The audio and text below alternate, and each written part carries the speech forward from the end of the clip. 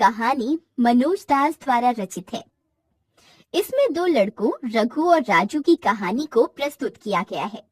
इसमें रघु ईमानदार था और राजू बेईमान।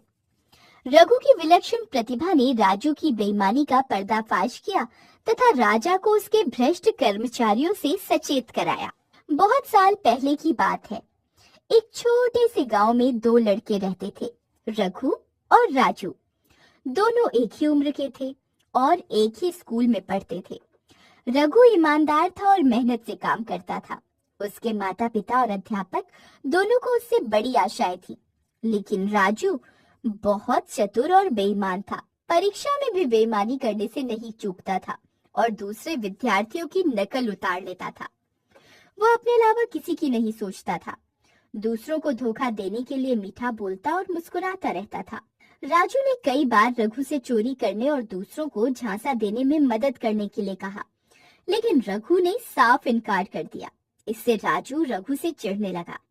फिर भी रघु राजू को समझाया करता, तुम्हें किसी अच्छे काम के लिए मेरी जरूरत हो तो मैं हमेशा हाजिर हूँ। बुरे काम में मैं तुम्हारी कोई मदद नहीं कर सकता। पढ़ाई लिखाई समाप्त कर राजू गांव छोड़कर एक बड़े शहर में रहने लगा। रघु अपने गांव में ही सीधे सादे ढंग से रहता रहा। वो अपने बाप दादा की जमीन में खेतीबाड़ी का काम देखता था। गांव के सब लोग उसे जानते पहचानते थे और सभी उसे बहुत चाहते थे। इस तरह कई साल बीत गए। इस बीच रघु और राजू को एक दूसरे से मिलने का कोई अवसर न मिला। एक दिन रघु ने सुना कि राजू की चतुराई से राजा इतना खुश हुआ कि उसने उसको अपना प्रधानमंत्री बना लिया। रघु को ये समाचार सुनकर खुशी नहीं हुई, क्योंकि वो जानता था कि राजू बेईमान है। लेकिन वो इससे दुखी भी नहीं हुआ, क्योंकि उसे ऐसी किसी बात की चिंता नहीं थी जिससे उसका कोई मतलब न हो। एक दिन रघु अपने गांव के एक उत्सव के लिए सामान खरीदने शहर गया। शहर पहुंचते पहुंचते उसे दोपहर हो गई।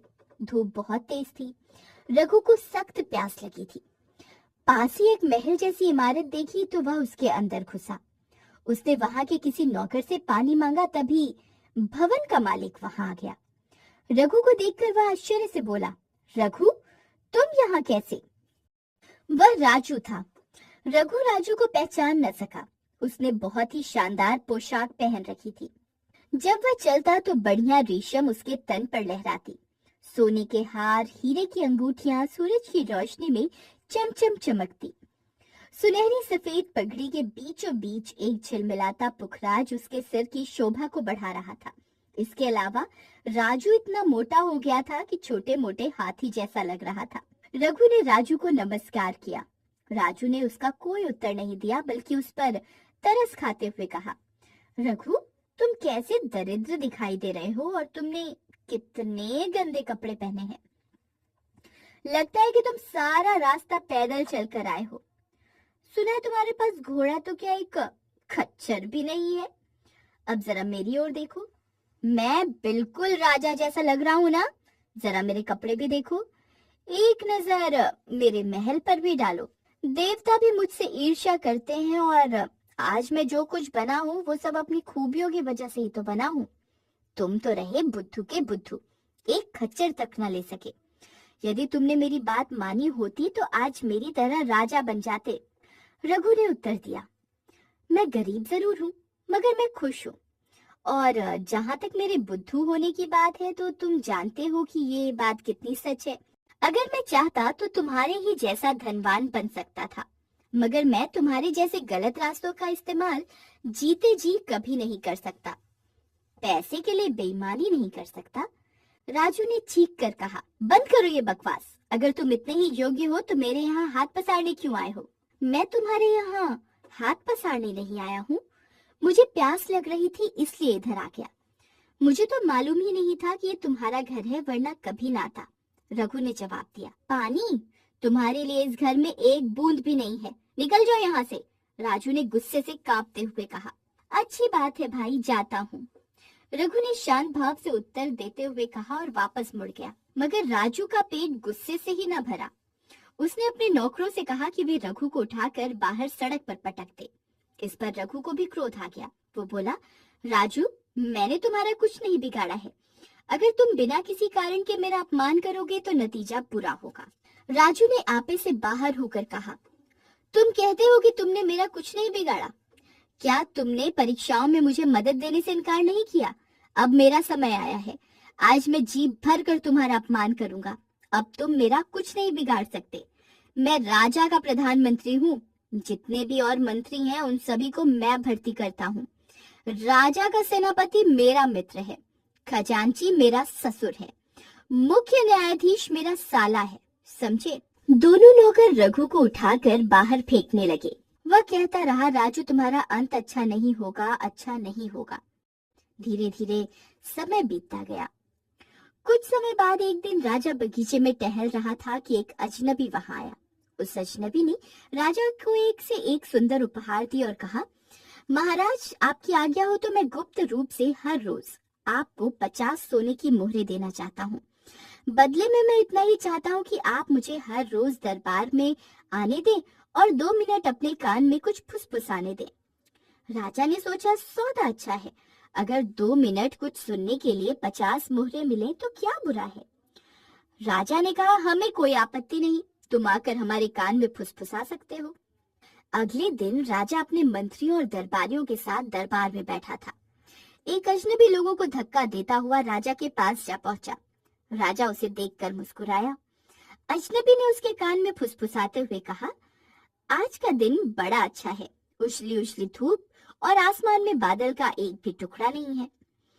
इस तरह फुसफुसाते हुए उस अजनबी ने राजू की ओर कई बार कनखियों से देखा। इसके बाद उसने चुपचाप राजा की जेब में मोहरें डाली और चलता बना। ये देखकर प्रधानमंत्री राजू की हालत बुरी हो गई। भागकर उसने अजनबी का पीछा किया और हैरान परेशान होकर पूछा, आप बुरा ना माने तो क्या मैं आपसे पूछ सकता हूँ कि आप महाराज से किस विषय पर बात कर रहे थे और बात करते हुए बीच बीच में आप मेरी ओर क्यों घूर रहे थे? अजनबी जानता था कि राजू उससे ये सवाल पूछेगा। ये अजनबी और कोई नहीं, भेष बदले हुए रघु ही था। रघु ने कहा, आप मुझसे ऐसी गुप्त बात बताने के लिए क्यों कह रहे हैं जिसे मेरे और राजा के सिवाय कोई नहीं जानता? ये सुनकर राजू की घबराहट चौगुनी हो गई। उसने घुटने टेक कर रघु के कदमों में 100 मोहरें रखी और गिड़गिड़ा कर कहा, शाम को मैं आपको इतनी ही मोहरें और दूंगा। कृपया मुझे ये रहस्य बता दीजिए, मैं आपके पांव पड़ता हूँ। पहले तो रघु ने बड़ी आनाकानी की, फिर थोड़ी देर और खुशामद करवाने के बाद बोला, मामला बड़ा गंभीर है। कई लोगों ने तुम्हारे खिलाफ राजा से शिकायत की है। महाराज ने उसकी जांच करने के लिए मुझसे कहा है। राजू ने बड़ी अधीरता से पूछा, महोदय आपने राजा से आज इस बारे में क्या कहा? मैंने कहा कि मैं अभी जांच कर रहा हूँ, रघु ने जवाब दिया। राजू ने गिड़गिड़ा कर कहा, महाप्रभु मेरे ऊपर दया कीजिए, मैं आपको 1000 सोने की मोहरें दूंगा। रघु ने मुंह बनाकर कहा, देखेंगे देखेंगे इस मामले में क्या हो सकता है। अगले दिन रघु फिर राजा के दरबार में पहुंचा और उसी प्रकार उसके कान में फुसफुसाते हुए बोला। तड़के तक तो उत्तरी हवा बड़ी तेज चल रही थी, पर अब ऐसा लगता है कि उसकी दिशा बदल जाएगी। इस तरह फुसफुसाते हुए उसने पहले की तरह कई बार राजू की ओर देखा। अजनबी की अटपटी बातें सुनकर राजा मुस्कुराया। इन बेमतलब की बातों को सुनने के बदले में राजा को 50 मोहरें मिल जाती थी, इसलिए वह प्रसन्न था। अब तो राजू की वही दशा थी जैसे जाल में फंसी मछली की होती है। रघु से मिलने पर उसे पता चला कि फिलहाल राजा इस बात से संतुष्ट है कि उसके प्रधानमंत्री ने कोई अपराध नहीं किया है। राजू ने रघु को धन्यवाद दिया और 1000 सोने की मोहरें दी। अगले दिन रघु राजा के कान में कोहरे और बूंदाबांदी की बात फुसफुसाने लगा। इस बार वह सेनापति की ओर घूरता जाता था। सेनापति ने भी वही किया जो प्रधानमंत्री ने किया था। इस तरह रघु को 1000 सोने की मोहरें और मिल गईं। अब तो उसने एक के बाद एक सभी मंत्रियों, खजांची और अंत में मुख्य न्यायाधीश को भी इसी प्रकार घबराहट में डाल दिया। हर रोज राजा को दी जाने वाली 50 मोहरों के बदले में अब तक रघु ने 10,000 से भी ज्यादा मोहरें इकट्ठी कर ली। एक दिन राजा का आम दरबार लगा था। उसमें दरबारी, अधिकारी और प्रजा सभी मौजूद थे। पूरे दरबार में उसी अजनबी ने राजा के सामने खड़े होकर कहा, महाराज इतने दिनों से मैं आपके कान में ऊल जुलूल कहता आ रहा हूँ, लेकिन आज मैं आपको ये थैली भेंट करने आया हूँ। इसमें ऐसा उल जुलूल कुछ भी नहीं है, बल्कि काम की चीज है। ये कहकर उसने एक रेशम की थैली राजा के सामने रख दी। 10,000 सोने की मोहरों की खनखनाहट राजा के कानों को मधुर संगीत जैसी लगी। वह मुस्कुराया, लेकिन अजनबी की यह हरकत उसे बड़ी विचित्र लगी। अपनी बात समझा कर कहो, राजा ने कहा। जो कुछ हुआ था रघु ने साफ साफ कह सुनाया। फिर मोहरों की तरफ इशारा करके बोला, ये इस बात का पक्का प्रमाण है कि आपके चारों ओर बेईमान ही बेईमान है।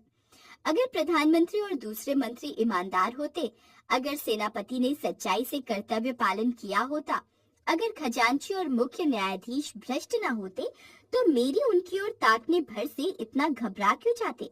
उसकी बात सुनते ही राजा समझ गया कि उसके अधिकारी लोग अपने अपने पदों के लायक नहीं हैं। वे सब भ्रष्टाचारी हैं। उनके मन में खोट है और अपने अपराधों के डर से वे हर समय घबराए हुए रहते हैं। राजू और उसके साथियों ने धोखाधड़ी, बेईमानी और झूठ के सहारे अपनी जो पद प्रतिष्ठा बना रखी थी, वह बालू के घरौंदे की तरह ढह गई। राजा ने रघु को अपना प्रधानमंत्री बना लिया। रघु ने कुछ ही दिनों में दूसरे खाली पदों पर मेहनती और ईमानदार आदमी नियुक्त कर दिए। अब राजकाज बड़े ही सुंदर ढंग से और सुचारू रूप से चलने लगा।